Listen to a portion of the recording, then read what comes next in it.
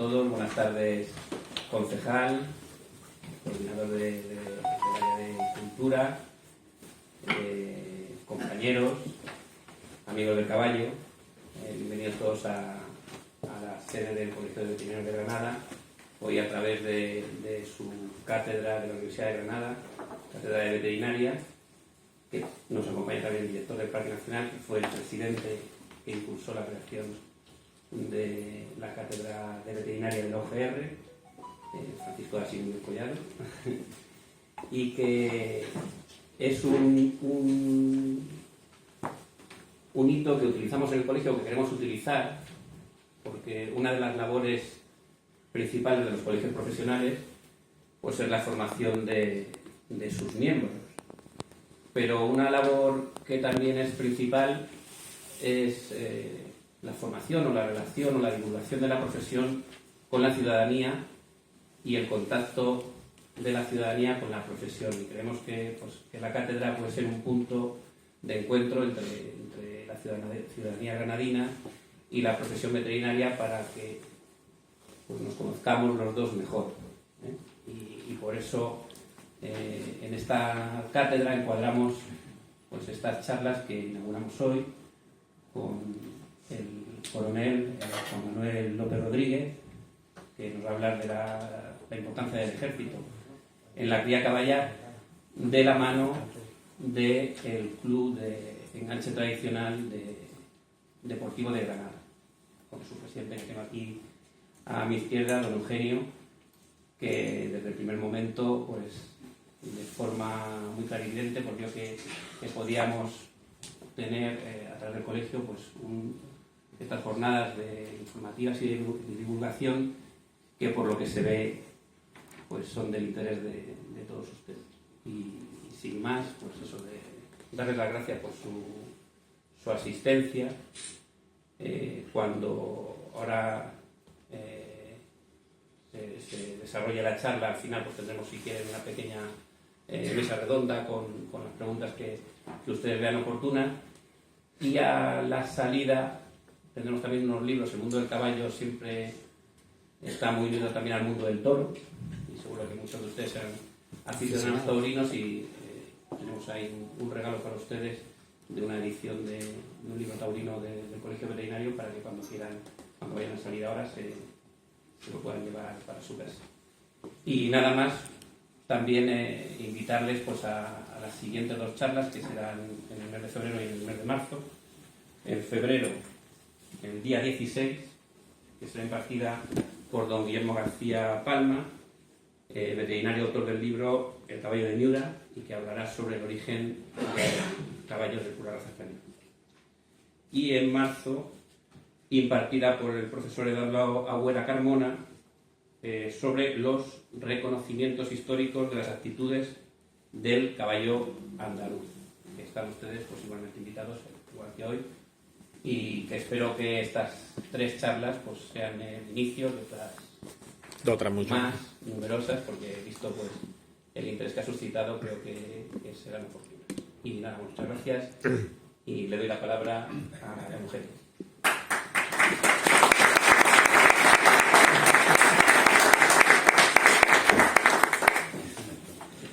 Buenas tardes, autoridades, señoras y señores. A mí me toca presentar al conferenciante, por supuesto, también lo que ha dicho el presidente del Colegio Veterinario de Granada, esta asociación de la Universidad de Granada con el Colegio de Veterinarios de Granada, y ahora un poquito con el Club Deportivo de Enganche de Tradición de Granada. Vamos a promocionar en Granada, de mi parte, el caballo y el enganche. Yendo a nuestro conferenciante, don Juan Manuel López Rodríguez, coronel de caballería. Para mí es una envidia. Yo he tenido que leer su currículum, que es súper extenso, y ya me da envidia porque es casi mi sueño, que yo soy profesor de fisiología de la universidad, no he sido militar ni de caballería, pero leyendo su currículum son casi mi sueño. Nuestro coronel, que es el que más sabe de esto, nació en una parada de sementales, porque su padre era militar, el mío también era militar, pero él cumplió su sueño. Su padre lo vio de oficial militar En mi caso, no llevo a verme de profesor de la universidad, desgraciadamente. Empieza a montar caballos desde los 9 años, desde que le salen los dientes en las caballerizas reales de Córdoba.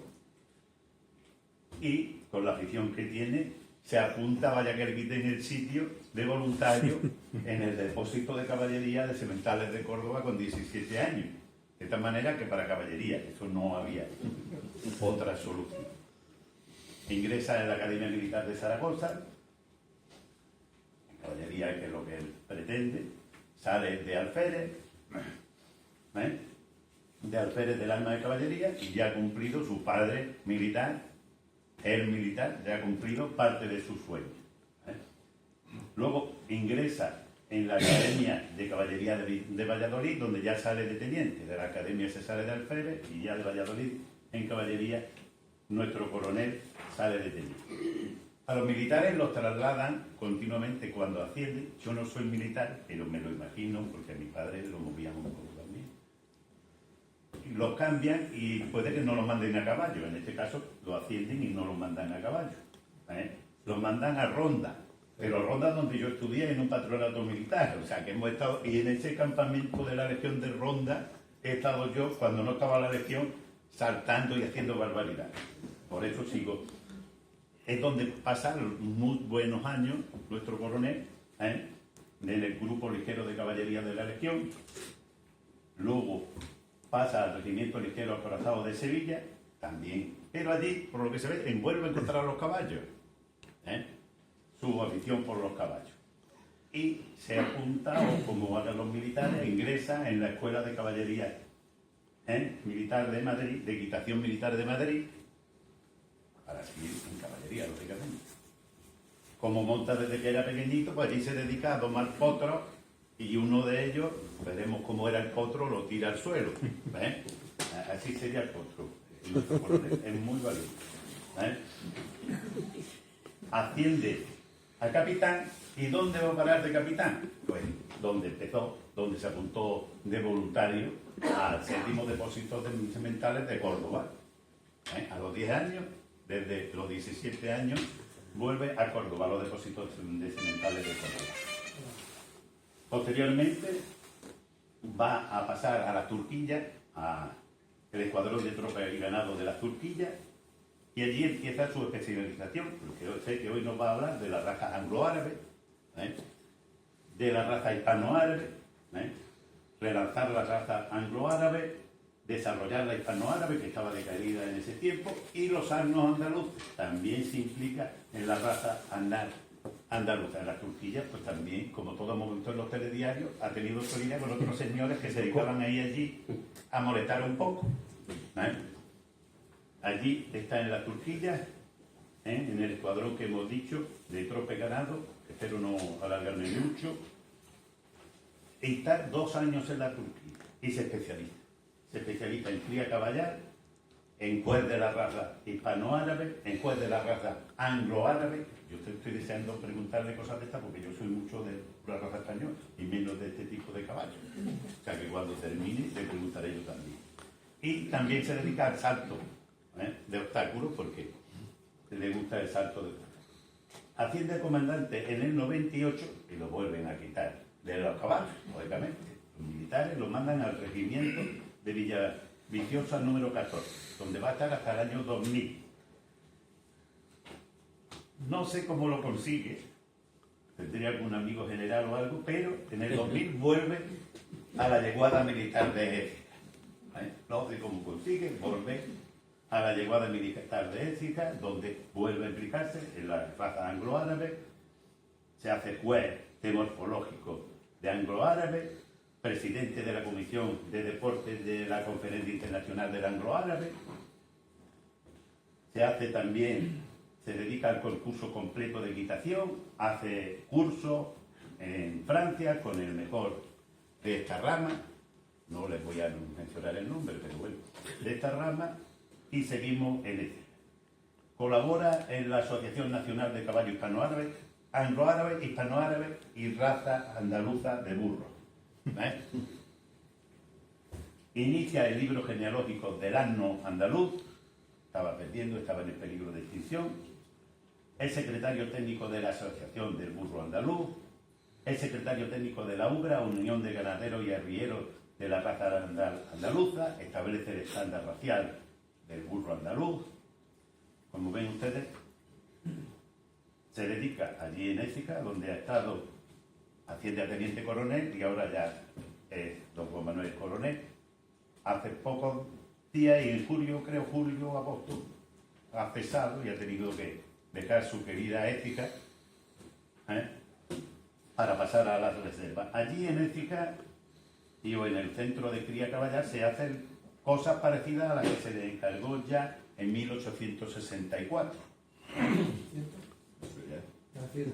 ¿Eh?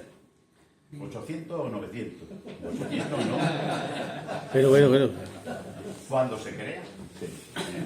Por supuesto, ha impartido numerosos cursos, publicado varios libros, muchas revistas, colaboraciones en libros, un experto en todo lo que nos va a explicar. Una envidia para algunos que hemos estado un poquito más separados de los caballos. Y monta todos los días. Más envidia.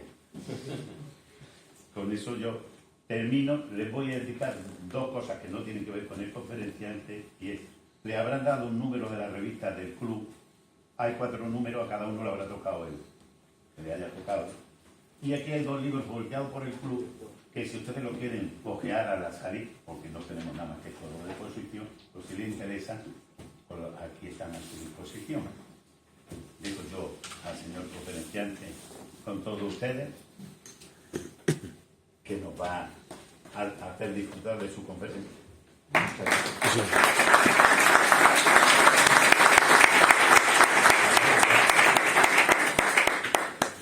Bueno, lo primero agradecer al presidente del Colegio de Veterinarios la amabilidad de esta invitación y las palabras que ha tenido para mí. Por supuesto, el currículum que ha contado mi amigo Eugenio, bueno, divertido, ¿no? Lo siguiente, espero que mi conferencia sea la mitad de divertido, porque empezar así, el listón lo ha puesto muy alto para que yo les pueda amenizar. Es verdad que de todo lo que ha dicho de mi currículum, la conferencia no va a ir por ahí. Es decir, no pretendíamos, o cuando se planteó el poder impartir una conferencia, no iba a ir algo específico de hablar a lo mejor de las razas que más especialistas soy. Independientemente, también os voy a decir, aparte del currículum, que a mí el caballo español me ha gustado toda mi vida, porque además creo que el caballo español es único en el mundo, creo que tiene unas virtudes, y creo que es el que me enseñó a montar, y la sangre del pura raza creo que la tengo en el alma desde siempre. Lo que ocurre que por destinos y por oportunidades de las vacantes donde he estado, pues me he tenido que especializar más en las razas que hemos criado en la yeguada en Écija. ¿Qué ha pasado? Que luego con el tiempo ha vuelto el español y el árabe a Écija y me he tenido que poner al día del caballo español y el caballo árabe. Pero es verdad que a mí me gusta un tópico, el caballo bueno. Creo que todos los aficionados al caballo nos gusta el caballo bueno. El caballo español se usa o es más apropiado para unas cosas, el caballo anglo puede ser apropiado para otras, el pura sangre para otras. Pero creo que todos los que nos gusta el caballo bueno es el que nos gusta a todos. Además, luego tenemos preferencias, evidentemente, según a lo que queremos dedicarnos. Y en el tema de la conferencia, pues lo que quería, o como planteé yo con Eugenio y con el presidente cuando se planteó la conferencia de hoy, o la ponencia de hoy, era dar un enfoque, porque uno de los grandes desconocidos para muchos aficionados o muchos profesionales veterinarios o muchos aficionados al caballo es el papel que ha tenido el ejército durante más de 150 años de protagonista dentro de la cría de España, de la cría caballar en España. Creo que por los grandes aficionados no se conoce lo que se hizo, por qué se hizo, y actualmente con menos protagonismo que lo que vamos a ver ahora, pero también se sigue teniendo, porque todavía queda de ese servicio de cría caballar, todavía queda actualmente la cría caballar de las Fuerzas Armadas con toda esa tradición de tantísimos años con los que ha tenido. Por eso la ponencia de hoy va a ser más general, tampoco, aunque vean muchas fechas y muchos datos, lo que yo pretendo es hacerlo más ameno y darle unas pinceladas del por qué pasó lo que pasó con el ejército responsable de la cría caballar en España, qué que se tenga un poquito más de cultura del mundo del caballo con respecto al ejército y en qué hemos influido o qué ha aportado los militares desde esos años hasta ahora. Por lo cual la conferencia la vamos a basar en una introducción, un motivo. El motivo del título es por qué ha tenido ese protagonismo y sobre todo lo que también creo que tiene que saber es que ha sido protagonista muchos años, protagonismo impuesto, es decir, los militares se le impusieron que asumiera las misiones de la cría caballera en España, pues porque estaba en una ruina total el caballo y no había medios en las arcas del Estado para poderlo afrontar. El que lo llevaba antes, que era el Ministerio de Fomento, y se le encargó al Arma de Caballería pues por necesidad real de España. Vamos a hablar un poquito de los antecedentes, de un poco el por qué llegamos a esa fecha de 1864 que ha comentado antes Eugenio, el 6 de noviembre por un Real Decreto, que nos pasa la responsabilidad al Ejército de Tierra, al Arma de Caballería, la responsabilidad de la gestión de la cría del caballo en España. Hablaremos de la remonta, que es una de las grandes desconocidas de muchos aficionados, pero la remonta yo tengo que hablar de ella porque la remonta fue realmente el que llevó el peso del inicio de la cría caballar en España. Fue la que puso a disposición todos los medios que tenía y recursos y financiación y dinero para poder empezar a mejorar un poco el caballo en general. Y fue la remonta el seno y el que aportó todos los profesionales, tanto de ganadería como veterinarios, que estaban en sus unidades para poder empezar a gestionar lo que se le encomendó en esa fecha. Como no había nada específico que se dedicara dentro de la cría caballar, dentro del ejército, era la remonta, que era la que tenía los medios, la que tenía los medios, la que tenía las fincas, la que tenía las instalaciones y además la que tenía el personal, que fundamentalmente fue lo que hizo que esos grandes profesionales veterinarios del arma de caballería, conocedores del caballo desde sus principios, fueron a impulsar esta cría y tomar medidas que fueran en beneficio de él. Lo primero que nos dan, sin tener esa misión de la responsabilidad, fueron también por una necesidad que luego explicaré, fueron los depósitos de sementales que antes de llamarse depósitos sementales del Estado, que yo creo que muchos los conocerían, y creo que Granada también tenía su parada de sementales, como luego veremos, pues estos depósitos antes se llamaban depósitos de caballos padres. Los depósitos de caballos padres realmente eran los sementales que en teoría ponía el Estado para mejorar las yeguas, donde llegaran los productos. Pero además esta necesidad que era descansaba en el Ministerio de Fomento, pues se tuvo que suprimir, que luego veremos, porque no había recursos, no había dinero, había guerra, muchos problemas de financiación. Pasaremos luego a uno de los grandes aciertos, que fue la creación de la yeguada militar. Y fue uno de los grandes aciertos porque en el seno de la yeguada militar se tomaron una serie de medidas, tanto para mejorar el caballo español en sus dos vertientes, como luego veremos, para crear un caballo que sirviera al ejército. Se hicieron unas compras y unas importaciones que han sido de gran importancia, como ahora veremos luego después, dentro del caballo árabe sobre todo, el Pur Spanish famoso, que es ese caballo que podemos decir que se distingue del resto de árabes en el mundo, con ese sello del Pur Spanish que le pusieron los americanos entre los años 60 y los años 70, de las compras tan importantes que se hicieron en España, pues ese Pur Spanish desciende, como veremos, de esas expediciones que tuvieron valor de ir a Siria, Arabia, Turquía, Mesopotamia, para buscar caballos, que vieron más de 1000 y pico caballos y solo seleccionaron unos pocos. Veremos esa parte y tuvo que ver mucho la yeguada militar. Uno de los grandes hitos, que creo que todavía, gracias a Dios, que ahora se ve como una cosa que ya se ha conseguido, pero hay muchos profesionales veterinarios, que uno de ellos incluso dio la vida, murió en un accidente por muestras de sangre, un veterinario militar, que dentro del seno del registro matrícula, que es toda la gestión de los libros genealógicos, con ese laboratorio de grupos sanguíneos que se pone a disposición, militares que no tienen experiencia alguna, se ponen a investigar, se ponen a estudiar, se ponen muchísimos medios a disposición. ¿Para qué? Para que la calidad de las inscripciones en los libros genealógicos fuera documentada con respecto a que el padre y la madre fueran de verdad. Hoy en día no le damos importancia. Yo creo que todo el mundo escribe un potro, manda la sangre, filiación compatible. Eso hasta que se ha conseguido. Eso fue unos hitos, muchos medios. El ejército puso muchos medios a disposición de España. Le puedo hablar que había más de 1000 personas del ejército en las declaraciones, en las inspecciones de Criagallar, en las distintas unidades, para poder llevar a cabo todo este tema. Eso creo que lo vamos a abordar un poquito para que se sepa cómo se hizo. Y por último, lo que queda de todo aquello, de los picos más grandes que ha tenido la Criagallar, que fueron en los años 50 a los años 70, es quizás cuando más personal, más caballos, más depósitos, más sementales, más yeguadas tenía el ejército, y lo que queda hoy en día y dónde está la Criagallar. Bueno, pues con estas pinceladas vamos al lío. Espero no ser muy pesado. Y si yo creo que lo más importante es tener claro que son 150 años, ya más de 150 años.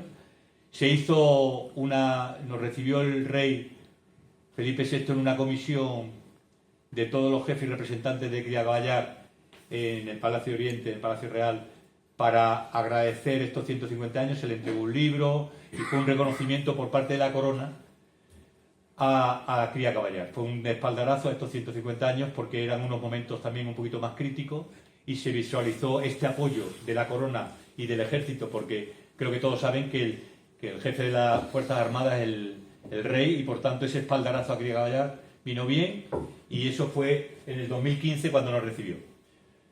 Bien, los antecedentes un poco, ¿por qué los militares hemos llevado tantos años o hemos sido responsables más de 150 años de la dirección de la Criagallar? Bueno, pues evidentemente, pues porque éramos los usuarios del caballo. El caballo era un medio para hacer la guerra. Es decir, el caballo era necesario para combatir, era necesario como medio para realizar la guerra. Y hay que ser conscientes de que el caballo que se empieza en esos años de cuando empieza en Córdoba, en Caballizas Reales, se empieza a gestar ese caballo español, ese caballo para España. Era un caballo para una caballería que a finales del siglo XVIII ya no servía. Era un caballo de picadero, un caballo de aires reunidos, un caballo de poco tranco, un caballo muy poco resistente, poco veloz. Era un caballo de reyes para la foto, para esas reales maestranzas de caballería que se dedicaban a la equitación. Era un caballo que no servía para la evolución de la guerra. Creo que todos son conscientes que la guerra va evolucionando. Creo que el arma de fuego coge más alcance, el arma de fuego tiene mucha más precisión, con lo cual el caballo también tiene que tener otras cualidades.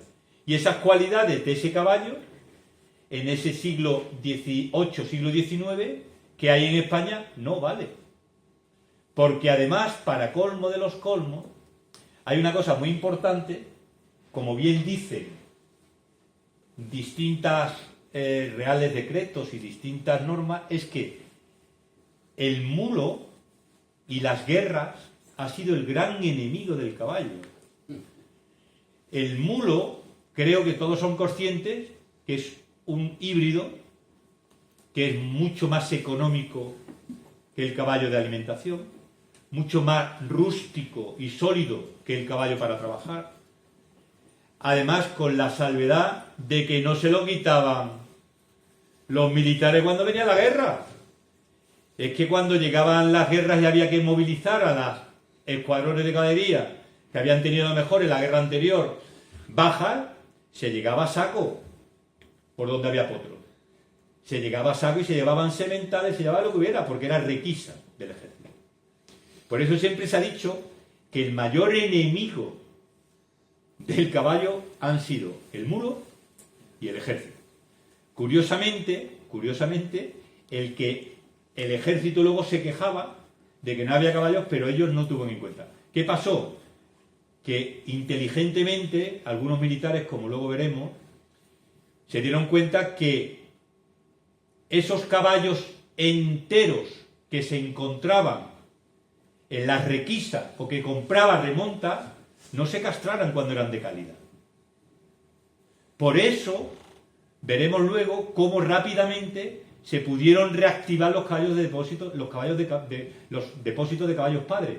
¿Por qué? Pues porque el ejército tenía buenos caballos enteros en sus unidades de caballería. Y eso es lo que salvó el rápidamente poner en marcha otra vez, como veremos luego, los depósitos de sementales. Voy rápido, voy... Va bien. ¿Bien? Bien, bien. No, que digo, a lo mejor estoy incidiendo mucho en lo importante. Como ven ahí, en el finales del siglo XVIII, ya empiezan a aparecer informes de personas muy influyentes en España. Este fue quizás de los más famosos, Pomar. Es un libro que además a los aficionados está digitalizado, se puede encontrar en internet. Os lo recomiendo, les recomiendo, perdón. Y es muy interesante porque fíjense lo que dice, que todavía no hemos aprendido de esto, aunque ya, gracias a Dios, hemos cambiado el manejo de los caballos. Pero fíjense uno de lo que dice abajo. Dice, ya no es solamente que los sementales que hemos traído de fuera sean malos, no.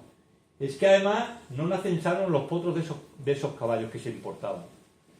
Porque además creo que el que haya tenido caballos centroeuropeos o el que haya traído caballos de fuera, que yo creo que en el mundo del enganche se han visto muchos caballos WPN, ¿no? Muchos caballos Harney en aquellos años. El caballo centroeuropeo es un caballo que está acostumbrado o tiene una alimentación que un caballo español con 1 kilo de avena, un poquito de heno y que no le falte la paja, está gordo y sano y bueno. Y un caballo de centroeuropeo hay que meterle 10 kilos de grano, hay que meterle 15 kilos de heno y además hay que meterle la paja que no le falte. Y además cada 2 por 3 tiene cólico.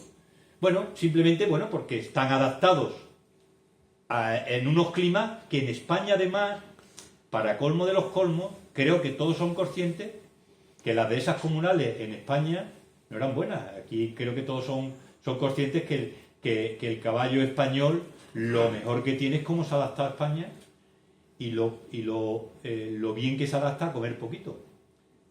Es decir, el caballo español se mantiene muy bien con poquito, mientras que estos caballos más nerviosos, con más sangre, de otra manera, adaptados o que vienen de otro sitio. Entonces, esos errores es lo que dice este hombre. Y creo que con buen criterio. Luego hay otro informe también, que es, lo pongo ¿por qué? Bueno, pues porque este señor, que luego fue jefe de cría caballar, muchos años de general, y fue el primer capitán que la Escuela Militar de Equitación, la Iglesia de Arrac, era un hombre muy documentado, un hombre que sabía muchísimo de caballos, que estuvo toda su vida en el mundo del caballo, y que fue el que fundó en Cádiz la Escuela Militar de Equitación en 1811, fue el primero. Y luego, como digo, hizo varios informes donde va apuntando lo que va a pasar. Va apuntando que tenemos que ser conscientes que el caballo hay que mejorarlo, que el caballo hay que pensar en esas exportaciones, buscar razas que puedan servir o razas que nos puedan aportar algo y que puedan mejorar. Y este fue uno de los grandes defensores de esas expediciones a Arabia. Porque él siempre pensó que nuestros caballos de la península ibérica, descendientes o no, o adaptados o no de los berberiscos del norte de África, etcétera, etcétera, pero por el clima, es más lógico el clima nuestro con el que hay en Egipto, en Arabia, que el que hay en el norte de Europa, donde el verde creo que le sale hasta por las orejas. Sí. Esa simplemente planteamiento lo va haciendo él y lo hace de una manera muy, muy lógica. Bien, pues con todos estos antecedentes, llega y ¿qué ocurre? Que en 1864 les dicen a Cría Caballar que se encarguen ellos, al arma de caballería, que se encarguen de la gestión de la cría nacional. Y se crea la Junta central de Cría Caballar y se pone a cargo un general de división del arma de caballería. Y le dicen, venga, empecemos a funcionar. Y entonces esta es la fecha que nosotros tenemos de esos 150 años, el 6 de noviembre de 1864, que es cuando nos transfieren todo lo que son las misiones de la Cría Caballar de España al arma de caballería, al ejército en concreto. Bien. Pero ¿qué tiene el ejército en aquella época para gestionar? Bueno, pues tenía los establecimientos de remonta, como ahora lo explicaremos, los depósitos de caballos padres, que ahora contaré qué pasa desde que desaparecen en el 35 hasta que nos dan luego en el 41. La yeguada militar es una herramienta con la que luego se mejoró mucho los depósitos sementales, y lo que hemos dicho de los libros genealógicos, que es uno de las grandes, creo que es de los grandes aciertos que se hizo en los últimos años. Bien, en la remonta, ¿por qué he dicho antes que tiene importancia la remonta? La remonta realmente era un problema de caballería. La caballería normalmente lo que hacía era, se juntaban varios regimientos, se ponían de acuerdo, se creaban unas comisiones, oficiales, suboficiales y tropas, iban a las fincas, se compraban por medio de los intendentes, de los veterinarios, se compraban los potros, a 2-3 años, se alquilaban y se arrendaban fincas de esas para recriar con ese personal esos potros hasta que tuvieran la edad de domarlos y llevarlos a los regimientos. Entonces la remonta lo que hacía era comprar, recriar y luego mandar a los regimientos. ¿Qué pasaba? Que era esquilmar de los distintos regimientos personal y medio. Entonces se decide por parte del general de caballería, del inspector del arma, se dice en crear establecimientos de remonta. Y por eso a primeros del siglo XIX, 1821, se crean 2 establecimientos que lo que hacen es, yo tengo personal, tengo sitios donde vamos a recriar los potros y ellos se van a encargar de eso y no quito de los regimientos. Se hacen unidades específicas de remonta. Entonces los primeros establecimientos de remonta, unidades de remonta, nacen en el 21. Y lo voy a poner como curiosidad, que el primer embrión de la yeguada militar, que no se funda luego en 1893, fue la remonta de Úbeda, que se probó con yeguas españolas y semental normando, que fue en el 24, pero aquello era tan lento, además había muy pocos recursos, no se hizo nada más que con 20 y tantas yeguas. Al final se incrementaron con las yeguas del Marqués de Atalayuela, pero aquello no iba bien, porque además el español y el normando aquello no pegaba. Caballos grandes pero muy mal por abajo, caballos que tenían muy malos aplomos, caballos que tenían muchos problemas de articulaciones, y entonces aquel proyecto se desechó. Pero sí que es verdad que esas yeguas, esos productos, todos se fueron a la Real Yeguada de Aranjuez. Es decir, que ese proyecto termina luego en Aranjuez. Pero bueno, a lo que quiero decir importante es que la remonta, cuando coge importancia, fue en 1841. ¿Y por qué? Bueno, coge importancia porque, perdonad, que me voy a perder. Vamos a ir luego a los depósitos sementales, os lo cuento. Vamos a seguir con el hilo de la diapositiva. La remonta estuvo muchos años, como he dicho. La importancia de la remonta, como ven ahí, fue porque en su seno se crearon la yeguada y se crearon los depósitos de caballos padres, pasaron del fomento a cría caballar, al arma de caballería, y nacen todos de los sementales de los caballos que había en las remontas.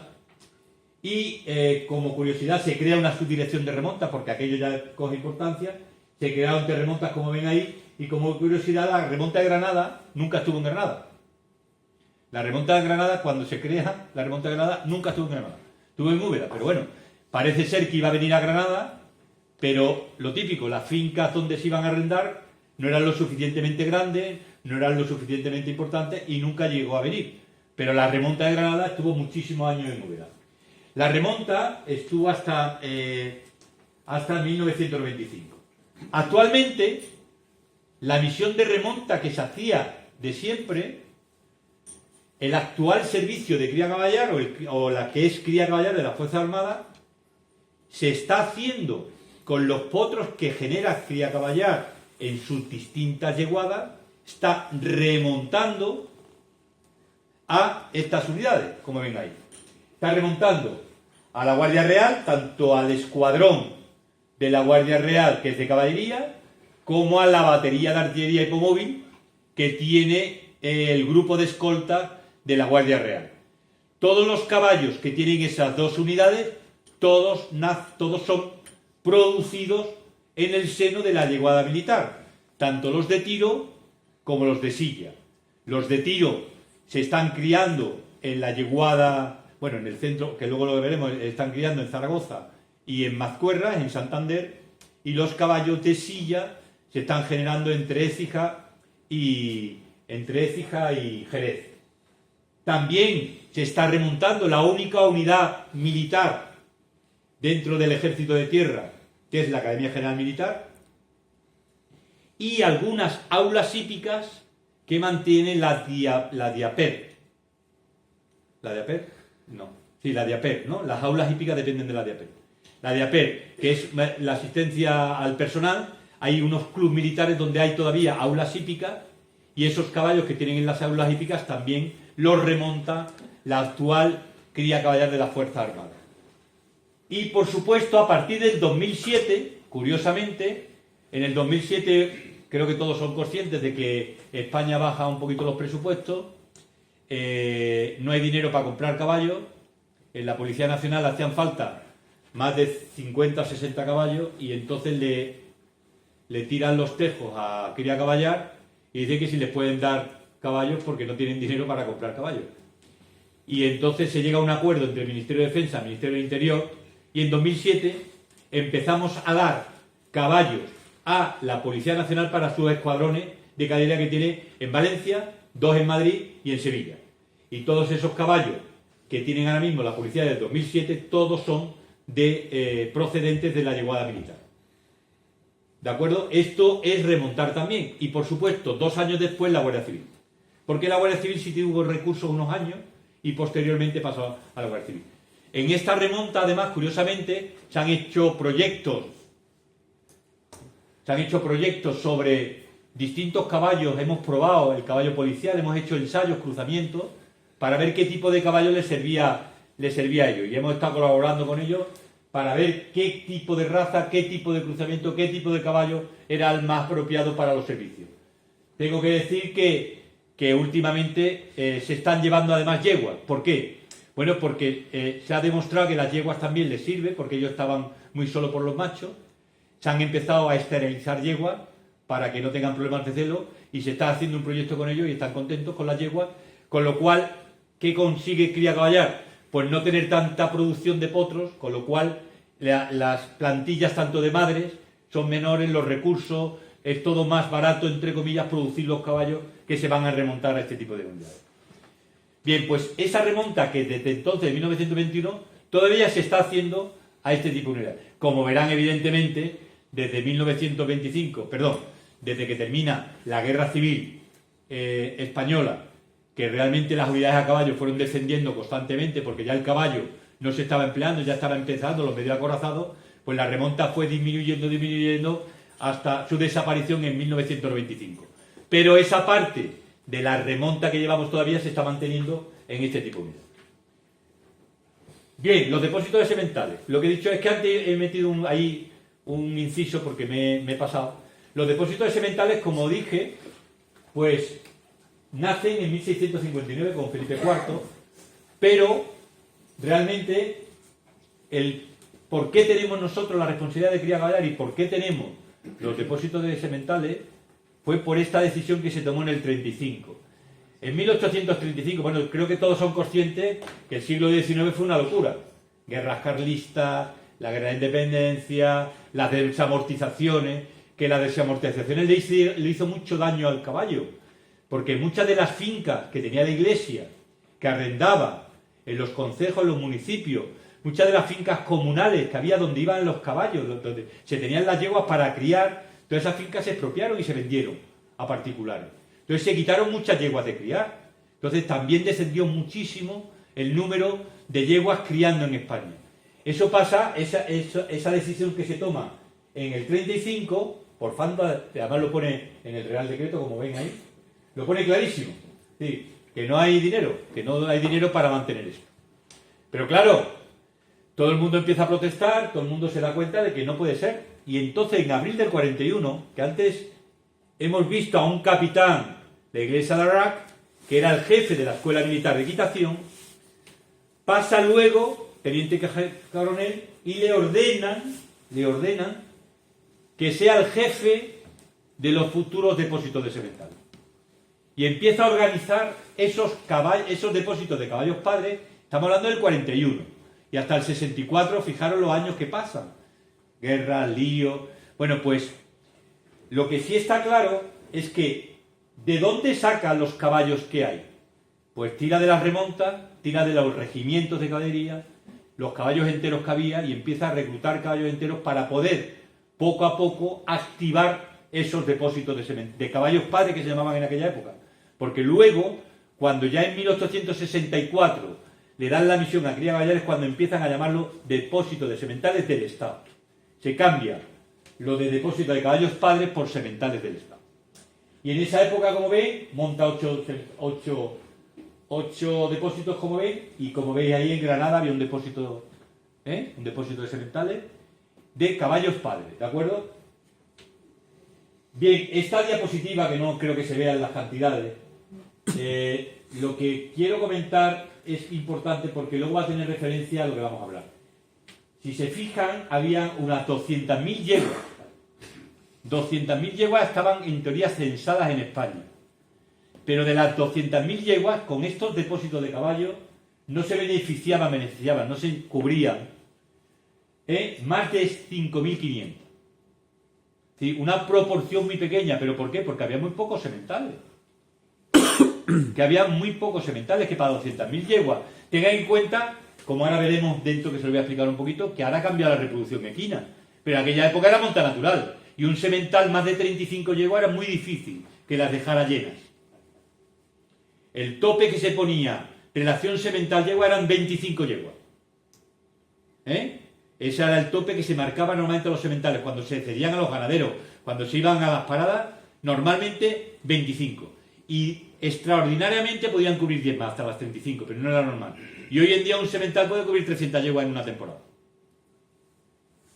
Bien, bueno, pues esos depósitos de sementales, ¿vale? Pues se distribuían por todo el territorio, y como curiosidad, ya en el 1866, es decir, ya cuando Cría Caballar tiene la responsabilidad del depósito de sementales, he puesto como curiosidad las paradas que montaron ya los militares como depósitos sementales en Granada, que era Loja, Inayó y Granada, las paradas sementales, ¿de acuerdo? Pero fíjense que pocos sementales, estamos hablando de 6 en Granada, 4 en Loja y 2 en Inayó. Si estamos hablando 6 sementales, 25 yeguas, pues pocas yeguas cubrirían con todas las que había. Entonces era un sistema que, bueno, tenía sus problemas. Ahí tenemos el depósito de Baeza, que era el que daba las paradas aquí, a Granada. No sé si lo conocieron alguno, el depósito de Baeza, que estuvo activo hasta 1995, que se trasladó a Écija. Y ahí el depósito de Galizar de Córdoba, que es lo mismo, que son el centro de Écija, proviene de los sementales de tanto de Baeza como de Córdoba. Bien, curiosamente, esto es lo que está pasando ahora. Este cuadro es de paradas de sementales del 22. Como verán, solamente, bueno, no lo verán, porque me he dado cuenta que no lo ven. En esa época, de esas paradas, que pocas paradas había, les puedo comentar que, por ejemplo, el depósito de Córdoba, estando yo de capitán, en el año 91, desplegamos 35 paradas de sementales, con 145 caballos. Y no cubríamos más de 3.000 yeguas. Es decir, y bueno, y aquí personal que ha estado en León o ha estado por ahí arriba, es decir, que realmente, ¿por qué? Bueno, pues porque en aquella época todavía no estaba la inseminación artificial. La inseminación artificial en el 22, ¿qué ha conseguido? Que este año, por ejemplo, con solo 156 sementales, incluido asnos, es decir, en general de los 156 que se desplegaron, se cubrieron más de 12.000 yeguas. Es decir, que hoy en día seguimos haciendo lo mismo, y unos números muy parecidos, con unos costes mucho inferiores. Es decir, no sé si le estoy llevando a que realmente se siga haciendo, entre comillas, lo mismo, en números gordos, con mucho menos recursos. Como ven ahí, la inseminación, que tengo que decir, y donde estoy, que los veterinarios militares en esto tuvieron mucho que ver. Hubo muchos cursos que se fueron a Francia, que fueron los que empezaron con este sistema antes. Hubo cursos de formación de veterinarios militares, sobre todo los del norte, sobre todo San Sebastián, Mascuernas y Zaragoza, fueron a Francia para formarse, para instruirse en el tema de la inseminación, y luego ya empezaron ellos a formar a nuestros especialistas y a nuestros militares en España. Y realmente el tema de la inseminación, que fue un problemón hasta que se instauró, porque había muchísimos ganaderos que decían que no se quedaba la yegua suya. Tengan en cuenta que llegaba un señor con la yegua a la parada y decía que eso no. Aquí el caballo, monta el caballo, que si no mi yegua no llega a preñar. Entonces, hasta que eso lo pudimos cambiar, hasta que eso se vio que había hasta mejores resultados, también influyeron muchísimo en la formación de los veterinarios en la calle, porque los veterinarios civiles empezaron con su ecógrafo, empezaron a saber de la reproducción equina, y todo eso ha hecho que rápidamente la reproducción aumentara en calidad y sobre todo en menos problemas sobre todo en más potros nacidos. Porque tengo que decirle que en la anterior transparencia que vieron que se cubrieron 5.500 yeguas, tengo que decir que solo se presentaron al potro al año siguiente no más de 1.200 potros. Sí, que abortaban las yeguas, mal parían, es decir, que había otros problemas añadidos, no solo la inseminación o la reproducción. Tengo que comentarle pues lo que he dicho, que aquí con 156 se cubrieron unas 12.000 yeguas, y en el año 1908 con 572 sementales se cubrieron 15.000 yeguas. Es decir, que el paso de los tiempos ha hecho que con muchísimo menos sementales estemos ahí más o menos en un número importante. Y que ha sido todo. No sé si hay aquí algún ganadero que haya pedido el semen a unidades de cría Gallar. Pues como ven ahora mismo es refrigerado, que tiene una concentración por real, por una orden ministerial que nos dice que tiene que ir 500 millones de espermatozoides útiles. Va en un envase a menos 5 grados para que el espermatozoide se duerma, pero en cuanto coge temperatura a 37 grados dentro del útero de la yegua, empiece su actividad y tiene una gran capacidad de gestación. Todas esas casas, eso ha empezado, y la verdad que hoy en día todo el mundo quiere eso. Ya no quiere nadie llevar la yegua a la parada, es todo lo contrario. Lo que hace 30 años era inviable, que era que inseminar la yegua, era al contrario, ahora nadie quiere llevar. ¿Por qué? Costes de transporte, costes de tiempo, y hoy en día eso, el tiempo es oro, y el tiempo de trasladar la yegua, etcétera, etcétera. Bien. Hoy en día, bueno, pues los depósitos sementales, bueno, pues creo que siguen manteniendo es importantísimo el trabajo en los depósitos, porque el semental tiene que estar activo, tiene que estar en forma, para que luego la fertilidad, para que luego los saltos a ese potro, aunque parezca mentira, los caballos que no están en forma, con problemas dorsales, con problemas lumbares, etcétera, etcétera, si no están trabajados, saltan las primeras veces, luego van perdiendo fertilidad, y eso es lo más o menos lo que se está haciendo. Y luego una de las cosas que todavía se mantienen en los depósitos, como veis ahí, bueno, pues es en concreto, es un coche que se arregló y se reparó en Écija. Se está manteniendo un poco el patrimonio que nos hemos heredado, pues seguimos intentando mantener el patrimonio que se tiene. Actualmente, aquí hay un enlace que hay una página web donde ven todos los sementales, donde ven el despliegue de parada, es muy importante, bueno, si están al día. Una página que es Cría Gallar de la Fuerza Armada, muy fácil de buscar, y ahí se ponen al día un poquito, incluso de las subastas o enajenaciones, que son los excedentes que tiene Cría Gallar, se subastan también. En esa página pueden encontrar todo de esos excedentes. Bien, vamos a llegar a otro de los, para mí, un hito importante, que fue la creación de la yeguada, por Real Decreto de 1893, de la regente en esa época, que era María Cristina Hamburgo, que era la madre de Alfonso XIII, que como Alfonso XIII era menor de edad, pues lo firmó ella. ¿Y por qué se crea la yeguada militar? La yeguada militar se crea por dos razones importantes. Una era que esos sementales que iban a los depósitos de sementales pues no eran de verdad lo que necesitaba el ejército. No se consideraba por parte de los veterinarios militares y por parte de los gerentes o jefes de la unidad de ganadería de los depósitos que eran de calidad para mejorar las yeguas. Es decir, yo he visto fotos de sementales de primeros del siglo de 1911 por ahí, y realmente algunos caballos hoy estarían castrados y posiblemente en el matadero. Perdón, matadero, en el... No como semental, he dicho. ¿Por qué? Bueno, pues porque realmente había bastante poca calidad en los sementales. Se decide entonces dos cosas. Se decide crear esa yeguada para producir sementales para los depósitos y ensayar cruzamientos. ¿Por qué? Pues por lo que dije al principio. Caballos que se traían de fuera, los franceses no te vendían lo mejor, los alemanes no te vendían lo mejor, los italianos no te vendían lo mejor. Entonces, normalmente venían caballos que además no se adaptaban aquí. Con lo cual, lo que pretendieron en aquella época, cuando se crea, era ensayar distintos cruzamientos, que para mí hubo uno magnífico que hemos perdido, creo que uno de los grandes errores de la cría caballar, parte del registro matrícula, como luego veremos, que hemos tenido nuestros antepasados, que fue el tres sangres. Yo creo que todos conocéis el tres sangres, ¿no? Los aficionados al caballo, creo que todos conocéis el tres sangres. Tres sangres es el caballo que tiene español, que le da una nobleza maravillosa, el árabe, que tiene una solidez y una resistencia única, y el pura sangre, que le da un vigor y un músculo que no tienen los otros. Es decir, eso que ensayaron y que salieron buenísimos, que estuvieron en los depósitos tres sangres muy buenos.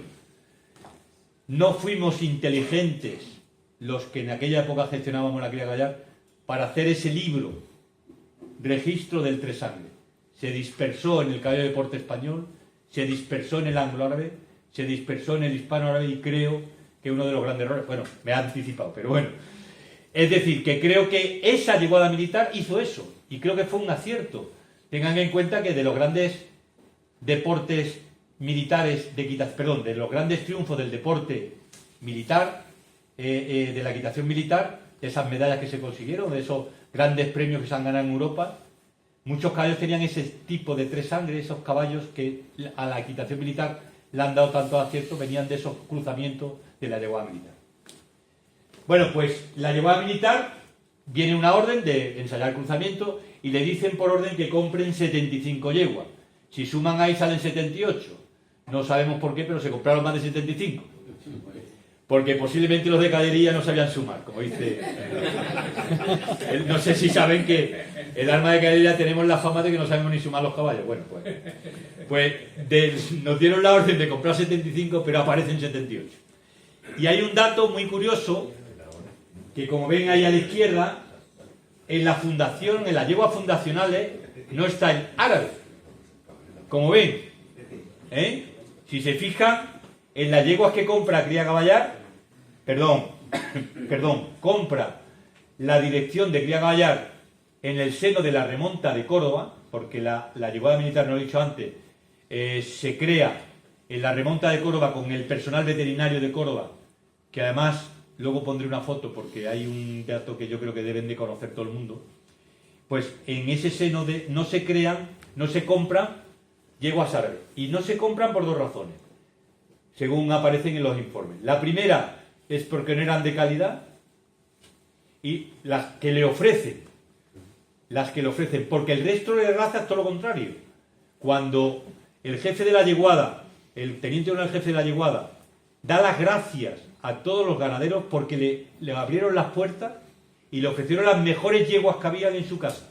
Y fueron los militares con el dedito, que todos saben que ir con el dedito vale mucho dinero, y fueron con el dedito a los precios que estipuló el Real Decreto. Es decir, que se portaron de maravilla para este fomento de la yeguada militar. Y es de agradecer, y además el tenedor lo agradece muchísimo, porque todo... Pero ¿qué pasó? Que los árabes, no sabemos por qué, no le ofrecen lo bueno, o lo que le ofrecieron no les gustó. El caso es que, como ven rápidamente, porque el primer potro en yeguada militar, un dato como curiosidad, nace en 1894. El primer potro de este proyecto nace en 1894. Pero no de los sementales nuestros, sino de las yeguas que vienen preñadas. Los primeros potros donde ya empiezan a entrar a jugar los sementales que dictan los veterinarios y jefes de la yeguada fue en 1895.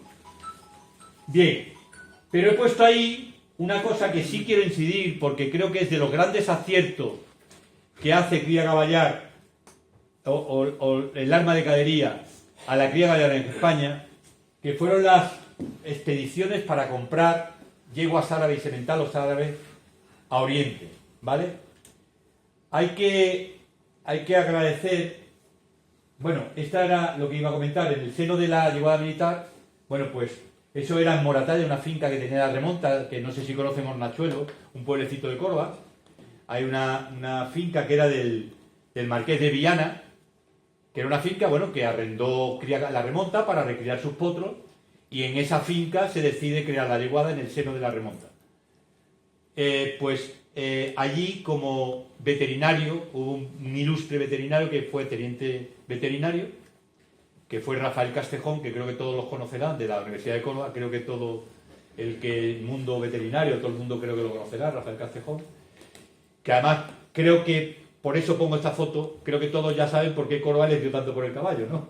Porque creo que estuvo tanto tiempo Rafael Castejón, y hay un documento que lo tienen que buscar, y si no, pues si por medio del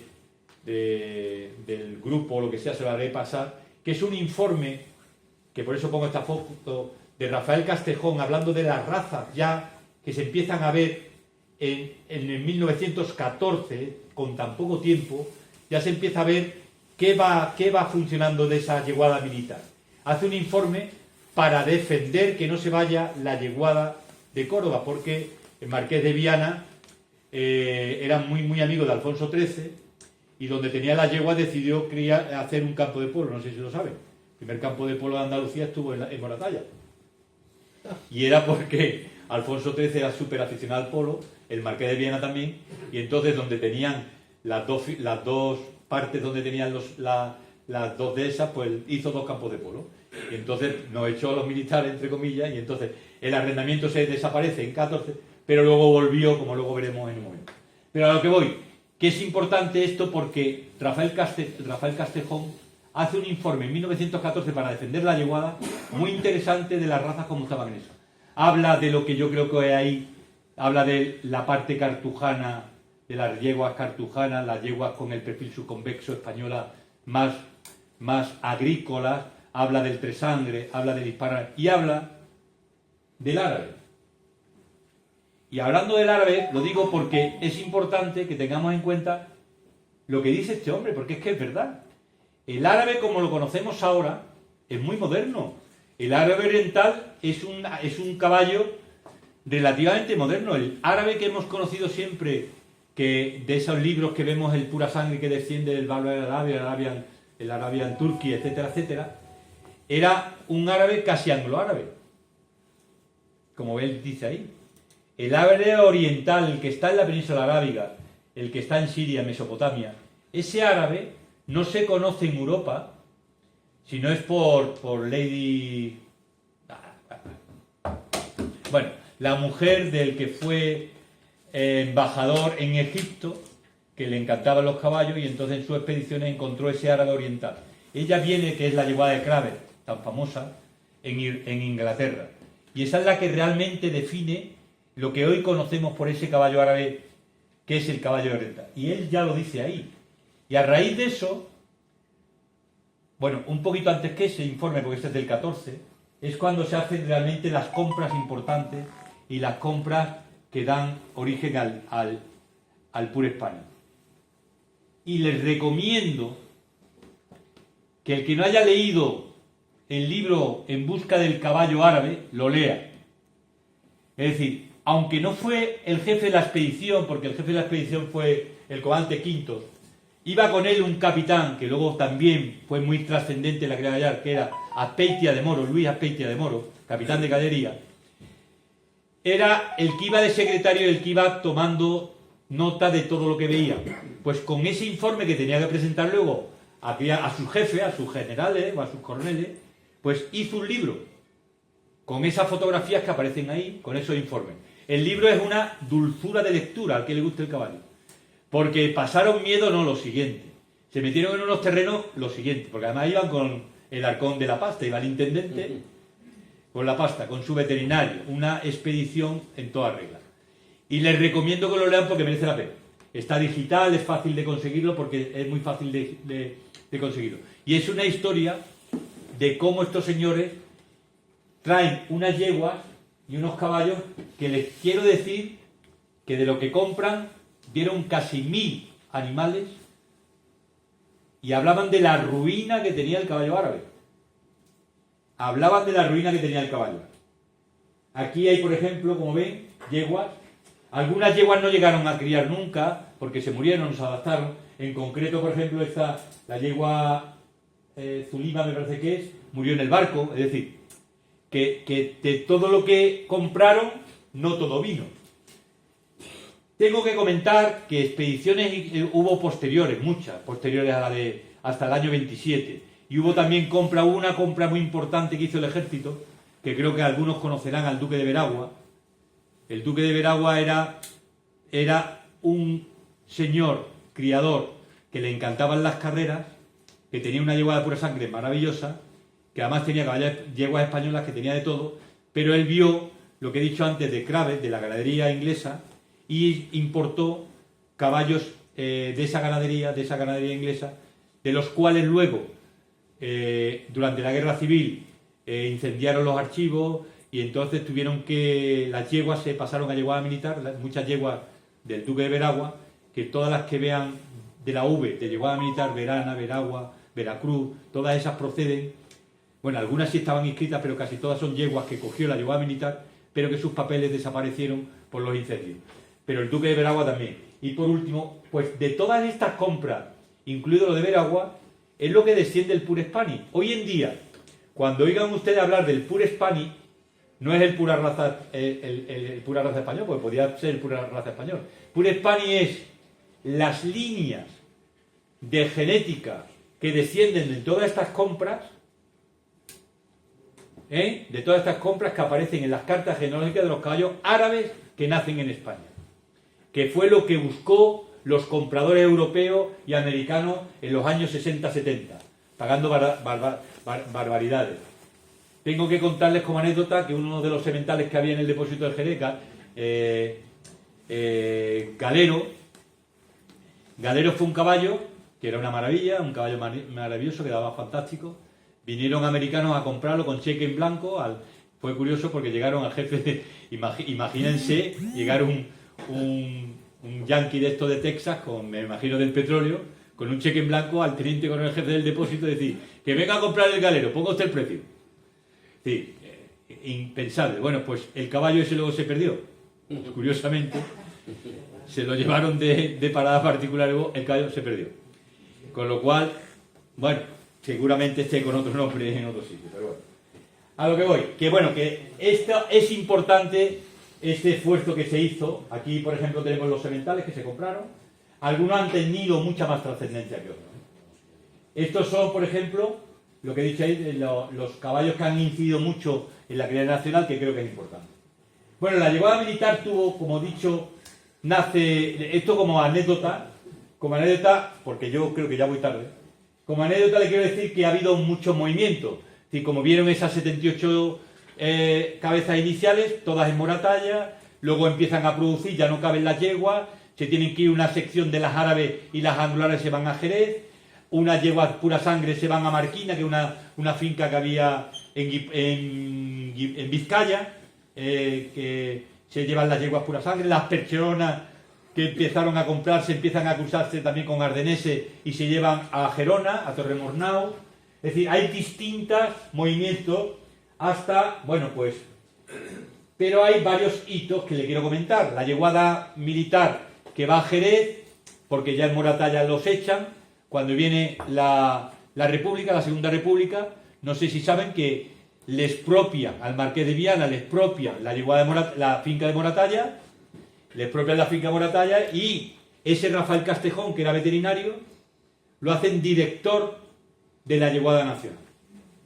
Rafael Castejón, veterinario de la Universidad de Córdoba, le encomienda a la Segunda República, que por eso casi le cuesta la vida, luego lo contaré, bueno, la yeguada nacional, que reactive la yeguada nacional. Entonces pasó desde que entró la Segunda República de yeguada militar, además se yeguada nacional, se trasladaron todas las yeguas que había en Jerez, se vuelven a trasladar después de la expropiación a Moratalla, y empieza otra vez la yeguada militar en Córdoba, hasta el 56, que es cuando se le devuelve la finca a los herederos del Marqués de Viana. Con lo cual la yeguada de Jerez tuvo unos años. Lo que pasa que Jerez tuvo manteniendo, creo que, no sé si lo he puesto ahí, sí, en el 42, una cosa innovadora, que yo creo que algunos lo habrán oído hablar, del Centro de Entrenamiento y Selección de Reproductores. En el año 42, fíjense, los militares pensaban que las yeguas y los machos tenían que pasar una valoración montada y unas pruebas montadas. Bueno. En el 42, ¿eh? Qué bueno. Y la yegua que no pasara la actitud no reproducía. Qué bueno. Se crea en Jerez ese centro de entrenamiento y se estuvieron pasando todas las yeguas madres, árabes, anglo-árabes, hispano-árabes y españolas por el centro de entrenamiento. 3 meses se domaban, se montaban y se veía lo que tenían.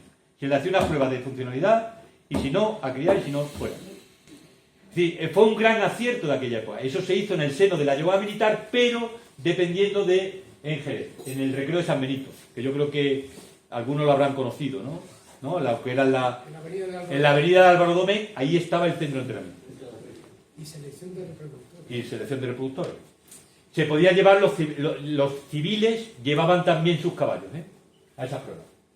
Bien, la yeguada militar, como digo, ha evolucionado mucho hasta más o menos 2007, que las yeguadas militares no es que desaparezcan, sino se crearon para el cría caballar. Hay una gran transformación en 2007 por cuestión de recursos, de plantillas de personal, y se crean los centros militares de cría caballar, que era en aquella unidad, aquella plaza donde hubiera un depósito de sementales y una yeguada militar, se unificara bajo un mismo mando, una misma gestión, pero se mantenía la yeguada y el depósito, como pasa en Jerez, como ha pasado en Écija o como ha pasado en Santander.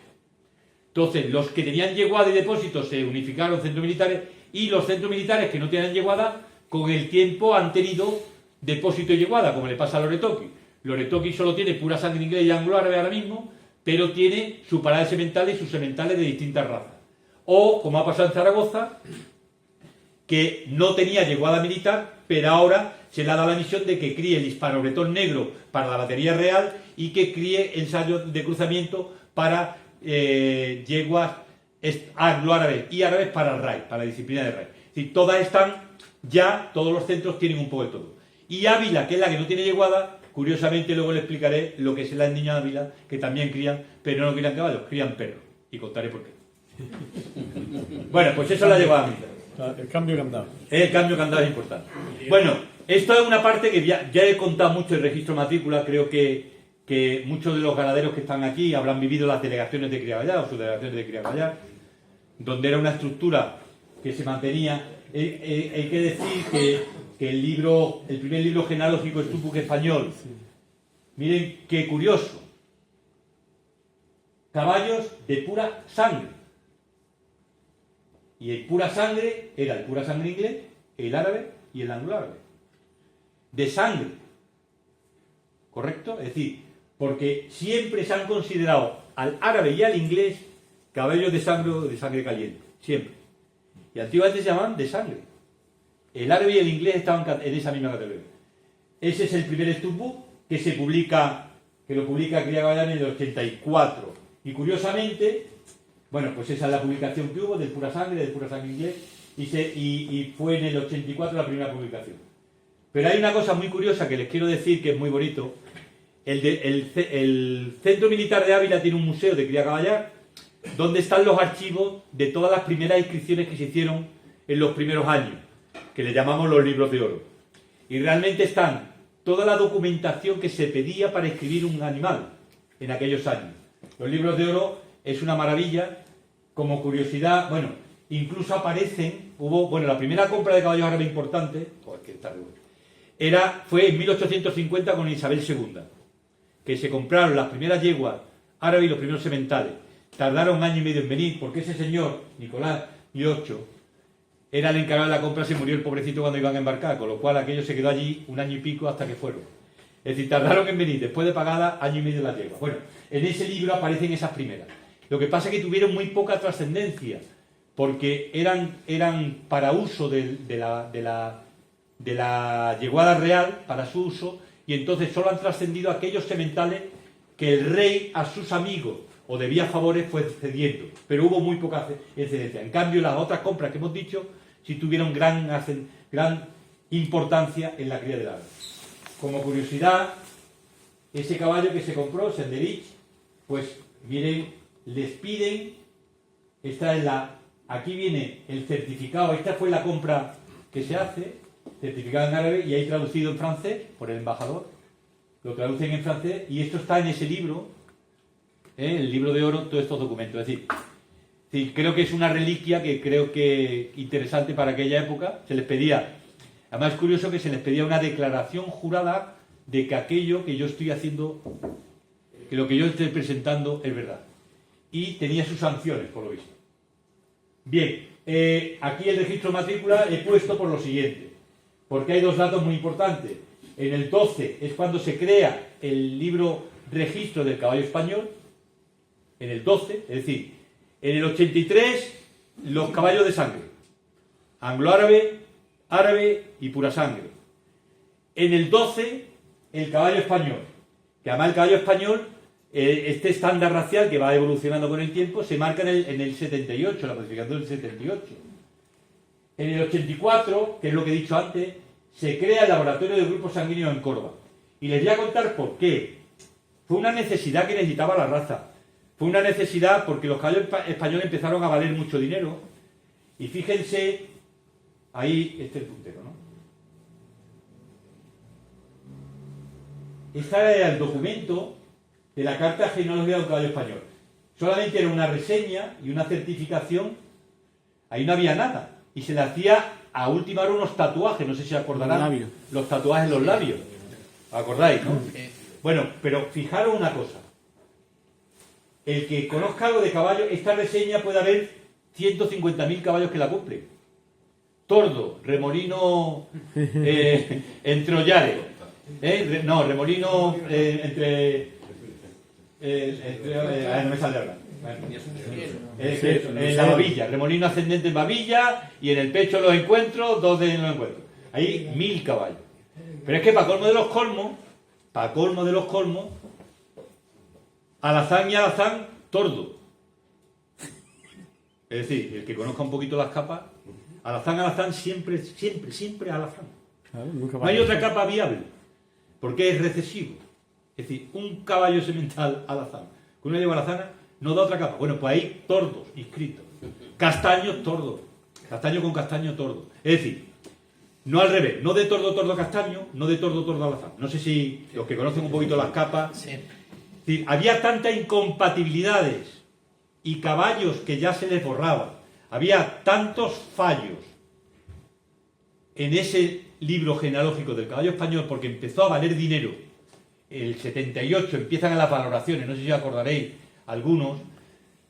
En el 78, bueno, a lo mejor en los 80, ya empiezan a valer mucho dinero. ¿Por qué? Porque el caballo español tiene que pasar una valoración, donde iba un veterinario, un ganadero y el militar. Iban los tres con su ficha, medían, valoraban, actitud como semental. No, actitud como español. El que no pasaba esa valoración no se consideraba español. Con lo cual empezó a subir el dineral y esas cartas genealógicas, casi sin que 1000 caballos lo cumplían, pues entonces toma la decisión, Cría Caballar, creo que con buen acierto, de empezar a investigar cómo podemos ver que ese caballo es hijo de y madre de. Empiezan con un equipo de investigación, con un convenio con la Facultad de Córdoba, con la Diputación de Córdoba, con Cría Caballar y el Depósito de Sementales de Córdoba. Y empiezan a trabajar sobre los grupos sanguíneos. Y empiezan a trabajar, se dan cuenta que hay una fiabilidad de un 92% y con esa fiabilidad empiezan ya a trabajar. Y se crea el laboratorio de grupos sanguíneos. ¿Qué pasó? Que esto avanzó, bueno, ya lo saben, pronto el ADN, pronto 8 marcadores, pronto 12 marcadores, pronto 15 marcadores, pronto 26 marcadores que creo que son ahora. Entonces Cría Caballar empieza en el año... ¿cuándo fue? Bueno, posteriormente ya en el 2002 lo cambia a Laboratorio de Genética Molecular y empiezan ya con los secuenciadores de ADN, que tenía 2 secuenciadores. España tiene a Gala, que nos ha costado mucho al resto de unidades, que Cría Caballar le hacía el 100% de la afiliación compatible a los productos nacidos en España. Eso no se hacía en ningún Studbook del mundo. En los Studbook del mundo lo que se hacía era un sorteo, como en España al principio.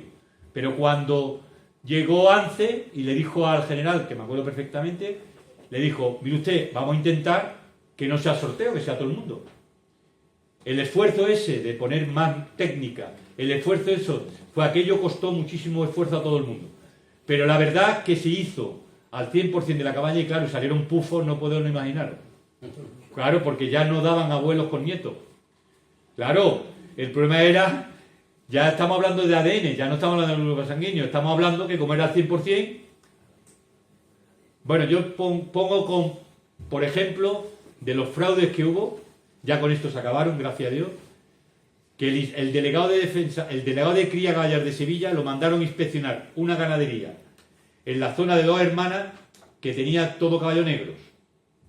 Y fue a inspeccionar para hacer él fue con un veterinario militar para sacar muestras de sangre a toda la ganadería. Cuando llegó, toda la ganadería había muerto. ¡Qué mala suerte! 42 caballos murieron esa noche. Es decir, el fraude que había, ¿no? No sé si... Creo que es evidente, ¿no? Entonces, ese para mí fue un gran acierto. Creo que es un esfuerzo. Porque tengan en cuenta que les sangraban a la unidad de Cría Caballar para sacar esto para adelante.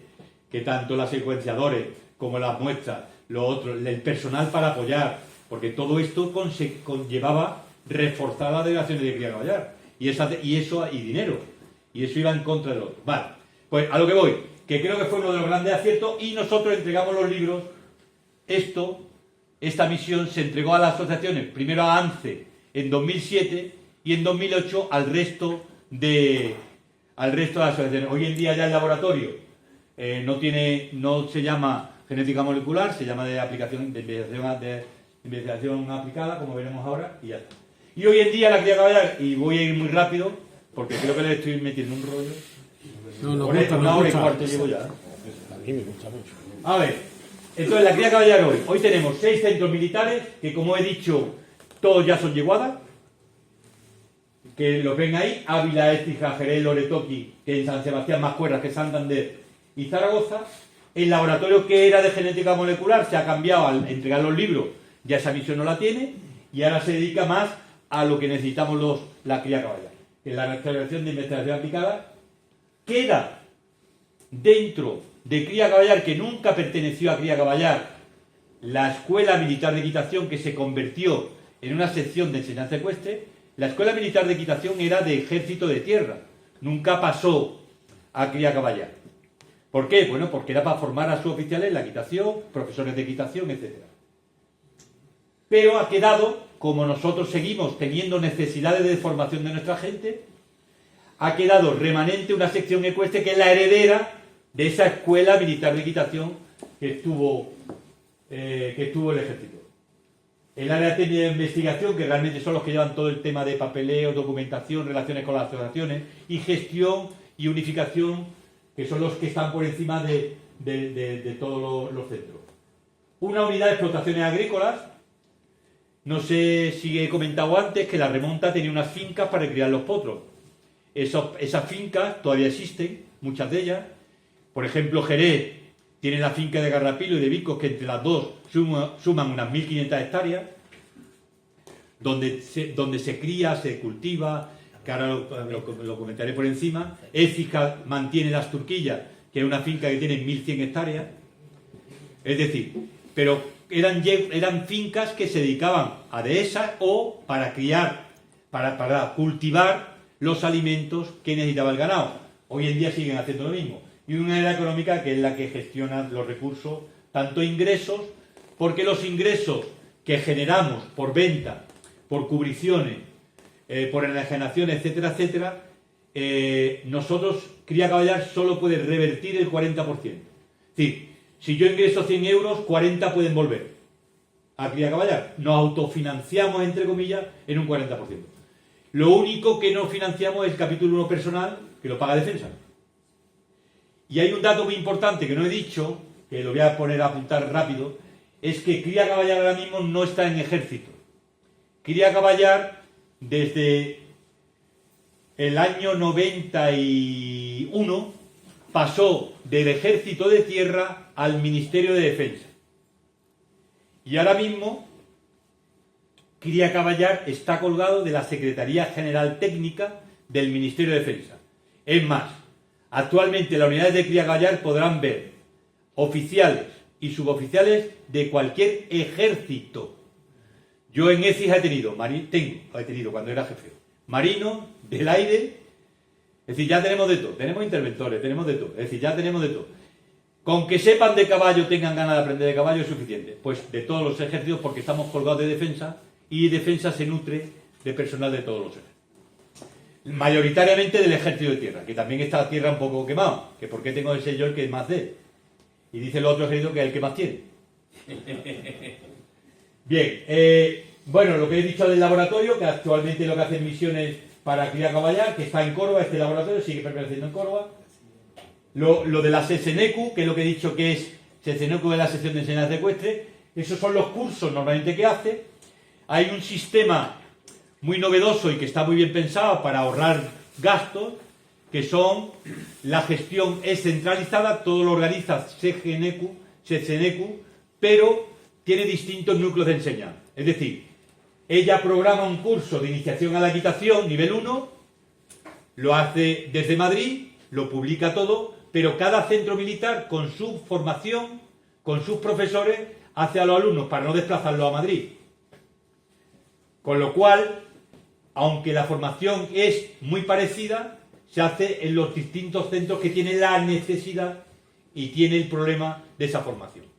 Hay apoyos de Madrid o nosotros o al revés, pero es un sistema de distintas sedes para hacer esa formación. Y funciona, la verdad que funciona. Esos son los cursos que se están haciendo ahora mismo. Lo que he dicho antes de la OGEA, que es la que gestiona la finca, gestiona también Loretoqui, gestiona toda la finca. Por ejemplo, en Santander todavía queda de la antigua remonta, que además le llaman así el cuartel de la remonta, en Santander, que está dentro de la ciudad de Santander. Hay una parcela con una dehesa maravillosa de pasto de allí del norte, que todos los años se siega y se quedan de bola. Y dice, bueno, ¿y cómo no se vende? Pues porque no llegan a un acuerdo. Y no hay narices de vender aquello, es una finca maravillosa, pero a nosotros nos viene muy bien para ello, pero bueno. Y también gestiona los espacios protegidos. En concreto, las fincas tienen algunos valores medioambientales, esto en concreto en las Turquillas, que tienen lagunas endorraicas donde anidan flamencos no. Hay flamencos, cuando hay agua, etcétera, etcétera, también lo gestionan bien. Y esta es la parte que la iba a dejar para el final también. Bueno, hay dos partes para el final. No sé si habéis visto en el currículum que yo soy un especialista en asno. Bueno, no.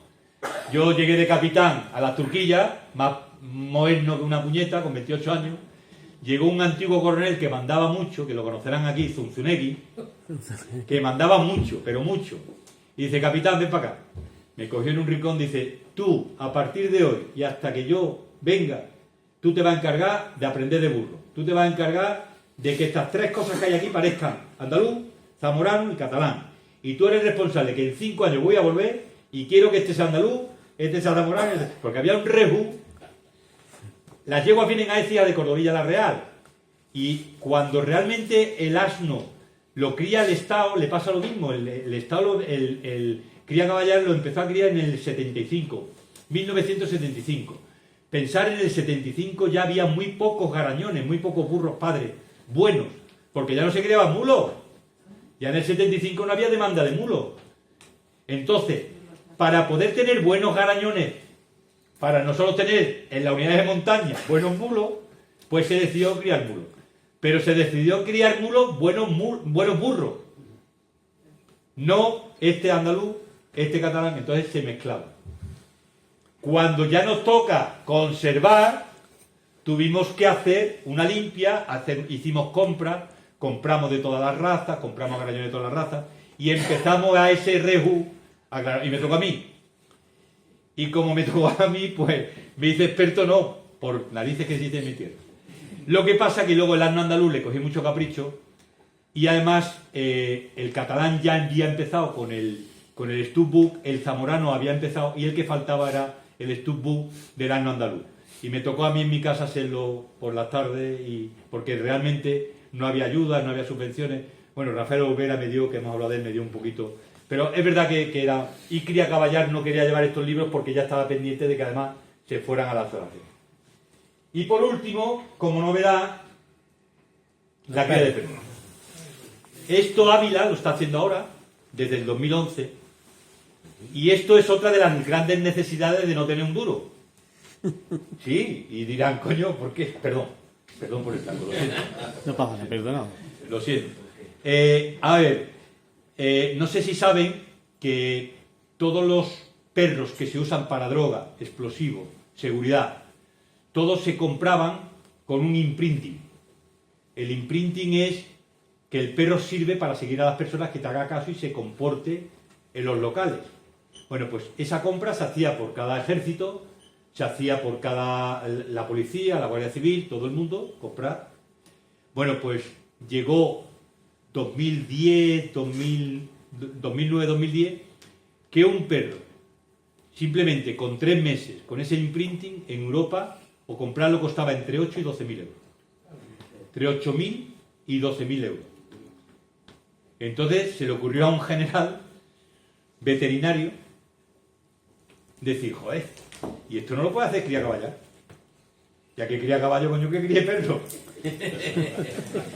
Y entonces, como somos los militares, primer tiempo de saludo, el general veterinario con Paco Crespo, que es el director, que es un veterinario militar, un teniente coronel veterinario, que está en Ávila, le pusieron a trabajar, y lo que fue un principio de proyecto se ha convertido en que ahora mismo la UME, Guardia Civil, Policía Nacional, la Guardia Real, todo el mundo tiene perros. Es más, en las competiciones estas últimamente que están haciendo, los de Yeguada están bastante arriba en premios, etcétera, etcétera.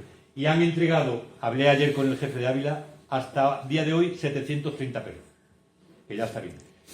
Y han desechado unos 1.000, porque lo que hace Ávila no es criar, es el imprinting. Que eso es lo difícil. Es decir, que ellos seleccionan para los que van a servir. Es decir, que el 80%, bueno, o el 60% de los perros que han criado solo sirven. Eso lo hacen ellos. Y eso es lo que vale dinero. Criar hasta ahí y luego que sirvan. Tengo que comentar que es curiosamente que de ese desecho le he preguntado por él y dice que hay cantidad de ONGs que quieren esos perros. Y se los llevan normalmente, llegan a un acuerdo y se los llevan normalmente la ONG. Bien, y yo creo que ya podía haberme enrollado más, pero... Muchas gracias.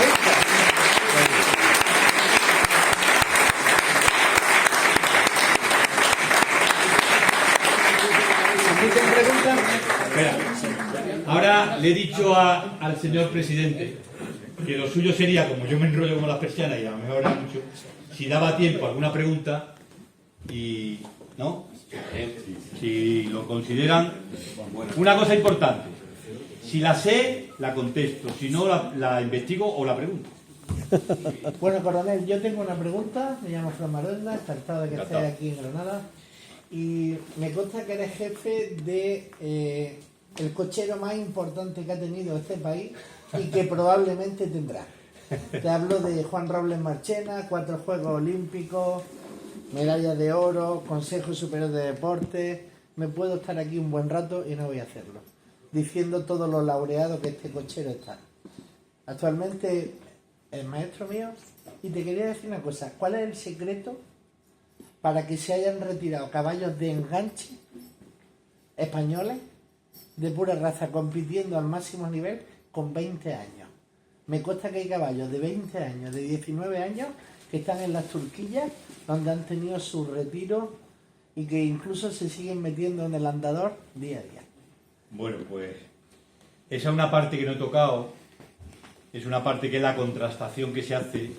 Es decir, hemos dicho de ese centro de entrenamiento, de selección que se crió en 1942 en Jerez, ¿no? Para probar los machos y las hembras. Esa parte se ha seguido haciendo y siempre se pensó dentro de Cría Caballar que el enganche era una tradición que había que mantener y contrastar. Tuvimos la suerte, yo lo he tenido desde capitán y luego lo he tenido de coronel, a Juan Robles, que es un cochero que como él ha dicho, ha ganado el Campeonato de España 16 veces, ha estado en Europa, bueno, pero en concreto, lo que él ha comentado, él hacía la parte de contrastación y exhibición y todo, mantenía coche, decía, hacía todo, pero dentro de su misión estaba la contrastación de semental. Y se consideró que el caballo español era una raza muy adecuada para el enganche. Y él lo ha demostrado, creo yo que lo ha demostrado con calma. También es muy buen cochero, que también es más fácil, claro. A lo que voy, y también se le apoyó, que creo que Juan nos lo debe mucho también, porque él lo dice que se le apoyó mucho. Pero lo que has comentado, eso es realmente la contrastación. La contrastación es que un caballo, yo soy partidario, y los que me han conocido en activo lo saben, que un semental tiene que cubrir muy pronto. Muy pronto. Yo creo que hoy en día todos los jinetes y todos los profesionales estamos capacitados para un caballo entre 4 y 5 y 6 años ver si tiene cualidades para ser padre. Y ver los hijos, porque el buen semental no es el que corra el campeonato del mundo. El buen semental es el que ha corrido el campeonato del mundo, que sus padres lo han hecho, y además él da campeonatos del mundo. Es decir, un buen semental que transmite los genes que él tiene. Porque si yo tengo un semental que sus padres han sido muy buenos, él es muy bueno y no transmite nada, no es un buen semental. Es un gran caballo, un gran producto final. Pongo un ejemplo, Evento. Sí. Quien conozca Evento lo puede ratificar. Y yo tengo la teoría de Evento, es un gran producto final porque además es muy, muy consanguíneo, está por encima del 30% de consanguinidad, con lo cual no transmite nada. Entonces, lo que has dicho eran los grandes errores que había antes. Que el caballo semental se contrastaba pero no producía. Y ha habido caballos en la Turquilla que yo, Fementido, el concreto. Fementido era un caballo que decían que no le gustaban las yeguas. Que veía una yegua y salía corriendo. Es un caballo que, como bien dice él, ganó el Campeonato de España 11 veces, estuvo en el Campeonato de Europa 3 o 4 veces, y entonces yo le dije a Juan, ya el caballo estaba realmente para retirarlo. Estamos hablando con 19 años, 19 o 20 años. Digo, Juan, coño, que tienes aquí una cuadra magnífica de probando y vamos a quitar. ¿Y qué hacemos con Fementido? Digo, me lo llevo a la Turquilla y verá cómo cubre. ¿Qué hicimos? Pues lo que todo el mundo haría. Un caballo que ha estado toda su vida, a los que engancháis con anteojera, pegado al otro macho, un día, otro día, que yegua va a ver, si ha visto nada más que macho y no puede hacer nada. ¿Correcto? Lo solté en un cercado, le metí 3 yeguas. Una vieja en celo constante, porque tenía un problema, y 2 potras. En cuanto las potras repuntaron, el tío aquello se puso flamenco, no lo siguiente. Y le dimos muy buena vida. Es decir, pero lo importante de eso es que creo que la selección que se hace en el tema de la competición y reproducción tiene que ir parejo. Es decir, contrastar y reproducir y contrastar. Si no, entonces no conseguimos nada, porque hay que ver pronto lo que da un caballo. Hay que verlo pronto. En Europa, normalmente un caballo se le da la aprobación a los excelentes con 2 o 3 años, tienen 300 hijos, se dejan en suspenso y cuando tienen 5 o 6 años los hijos vuelven a cubrir y si no, lo quitan. ¿Contestado? Muy bien. Coronel. Vamos. Allí la señora primero. Ah, pues la señora primero, por supuesto. No puedo estar más de acuerdo con usted sobre el tema de las elecciones sementales. Entonces, en vista de lo que está acaba de comentar, ¿qué hace Cría Caballar con las personas sementales y desecharlas como no sementales? ¿Hay algo en particular? Porque lo que sí es cierto es que las asociaciones, o en este caso, la que te conozco bien, que es la de Cura Roja Española, no hacen nada parecido a lo que se está comentando. Y me pregunto si Cría Caballar, que tiene una autonomía, digamos, no está en el mercado de la ilusión, si es que hace algo como lo que usted acaba de explicar. Bueno, lo primero. El tema de la contrastación dentro de Cría Caballar, por desgracia, está bajando no por gana ni por dinero, sino por nivel de jinetes. ¿Y te han tenido acuerdos con Sí, no, y posiblemente se llegue, porque cada vez tenemos menos jinetes. Ahora mismo se están contrastando en doma clásica, pero claro, el problema es que yo tengo ahora mismo, a lo mejor, 50 sementales viables para doma clásica y contrastamos por año 3, 4, no más. No podemos más porque no hay capacidad. En salto pasa lo mismo. Ahora mismo hay 2, 3 jinetes militares que pueden contrastar como mucho 3, 4 caballos. En completo pasa lo mismo, en raid pasa lo mismo y en enganche. Es decir, se están compitiendo caballos en las 5 disciplinas que son del Campeonato del Mundo para ver eso y están cubriendo. Pero es verdad que cría caballar la voluntad no es esa, la voluntad es que el problema es que tienen, la voluntad es seguir con esa, el problema es de nivel de jinete. Sí le digo que además esos caballos que se compiten, que contrastan, cubren más. Y sus hijos, si no obtienen los resultados adecuados en competición, los quitamos. Sí.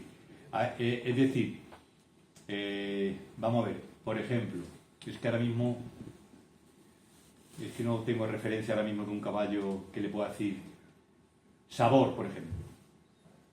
Un caballo árabe que magnífico, que ha competido, que estaba sano con 25 años. Bueno, pues ha cubierto mucho, pero sus hijos no han hecho nada. Se subastó. Es decir, que realmente lo que pasa que sí le tengo que decir que creo que todos los que estábamos en este mundo de criballar nos gustaría poder tener más jinetes para poder tener más contrastación, porque realmente la voluntad política y de nuestros jefes es que esa contrastación se lleve a cabo, porque es fundamental. Hoy en día un caballo que compite cubre más. Claro, y luego lo que pasa es que no solamente es competir. No, los hijos, es que sin los hijos... Por ejemplo, ahora mismo le puedo comentar un caballo que yo he criado, que yo he producido, entre comillas, tanto árabe como anglo-árabe, es Stigma. Stigma es un caballo que ha ido al Campeonato del Mundo de Caballos Jóvenes, que ha competido a nivel 3 estrellas, que ha competido en el Campeonato de España en completo. Este ya tiene hijos siendo semental y compitiendo. Qué pena que el caballo tiene cada vez peor el seme, pues ya tiene una edad, ¿no? En caballos árabes, Isgrán, caballo árabe, que lo mismo, compitió él, le vimos que tenía cualidades, sus hijos han empezado a competir, ganando en concursos, etcétera, etcétera. Sí, esa proyección pero es muy lenta. El problema es, si tuviéramos más jinetes como antiguamente, con esa escuela militar de equitación, que tenía muchos jinetes, que había más equitación militar, ahora hay poca equitación militar. Ese es el problema que tenemos. No sé si le he contestado. Sí, y supongo que sobre las asociaciones, toda su experiencia a lo largo de los años, que las asociaciones en muchos casos, bueno, no la han tenido, no hay ningún tipo de comunicación con las asociaciones o feedback. Con las que yo me llevo, sí. Yo colaboro en los esquemas de selección del hispanoárabe y del anglo-árabe. Con las que yo me llevo bien. Caballo español, el problema es que creo que se perdió contacto con el caballo español hace mucho tiempo. Y yo creo que militares dentro de la esfera como asesores no estamos ninguno. Ni estaremos. No sé. Creo que no estamos bien vistos. Perdón. El tema de, por ejemplo, que caballar el ejército no tiene jinetes, creo que está a nivel de toda España, hay pocos jinetes para montar. Muy poco. Mi pregunta es, ¿por qué en vez de aprender a los militares a montar con gente que no llega, no crea un puesto para un puesto de... Están en ello. Aficionado. Es decir, las plazas... Sí, pero le voy a contar una cosa. Las plazas de jinete dentro de cría caballar o de jockey se están aumentando cada año, pero quien esté en la administración sabe que aumentar plantilla en la administración... Funcionario.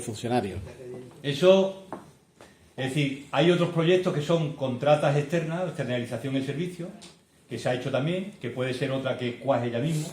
Y luego los militares que están dentro no hacen el trabajo de contratación si no tienen nivel. Lo que hacen normalmente es mantener el semental, que no es lo mismo, Es decir, yo le puedo decir ahora mismo en Écija, de los últimos que yo he estado allí, hay 4 o 5 brigadas que tienen nivel para mantener caballos, pero para competir no tienen ese nivel. No todo el mundo tiene nivel para competir. La competición y el mantenimiento de un semental no es lo mismo, en mi opinión, y creo que en eso coincidimos todos. El caballo tiene que estar activo, tiene que estar en forma, tiene que salir del box, el hecho nada más que de sacar, atar, limpiar, preparar, duchar, ya está el caballo activo, le ven las heridas, el caballo tiene otra dinámica, ¿no?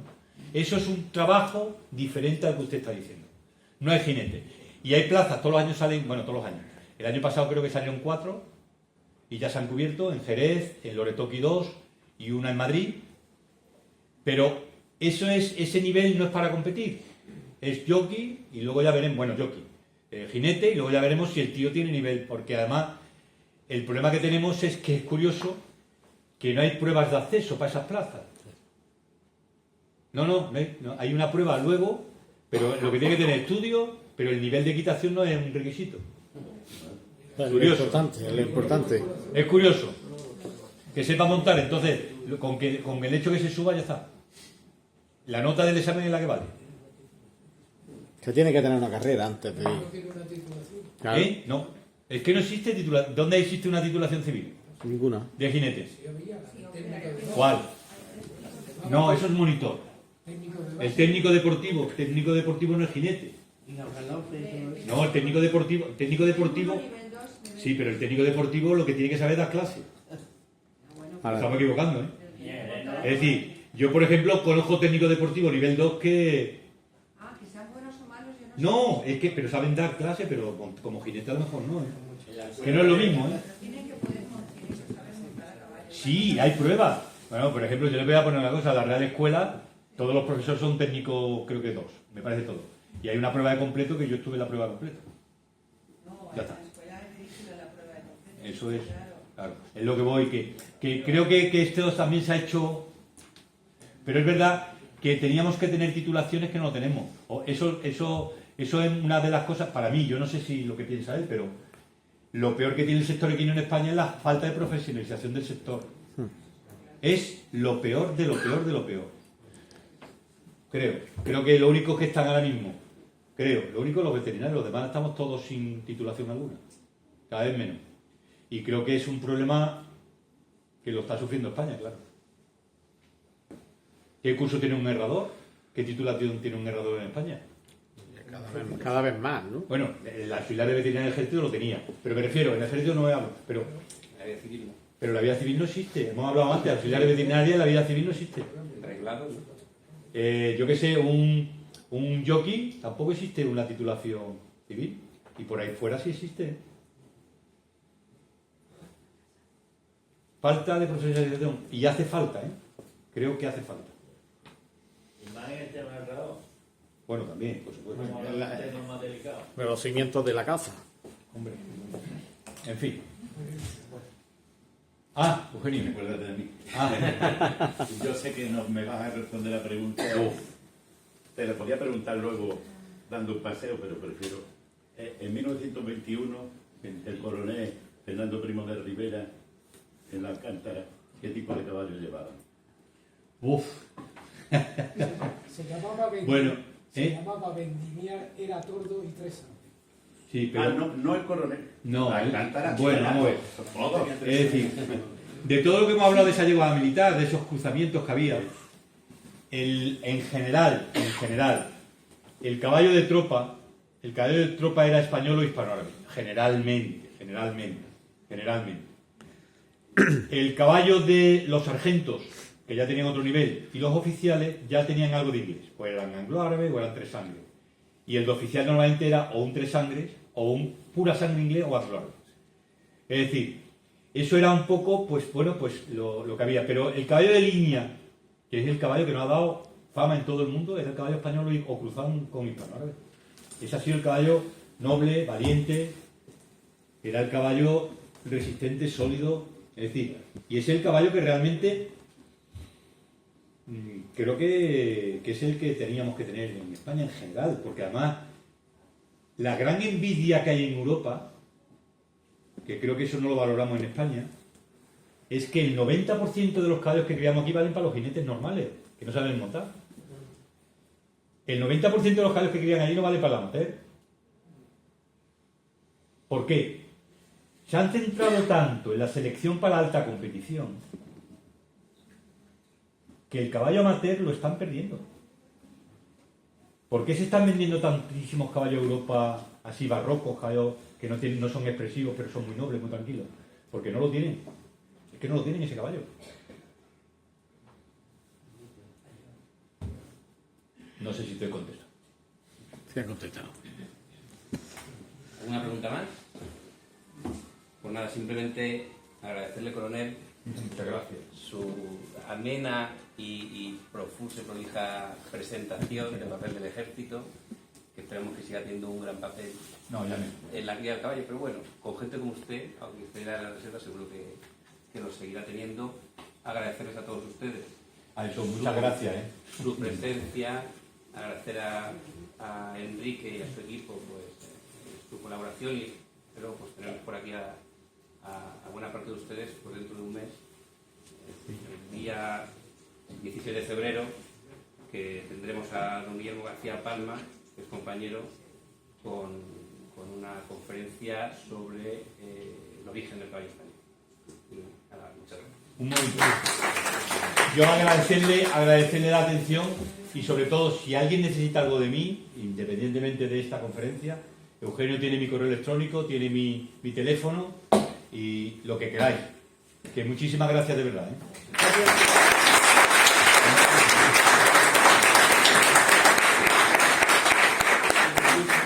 Y como les he dicho antes, ahí tienen en la entrada del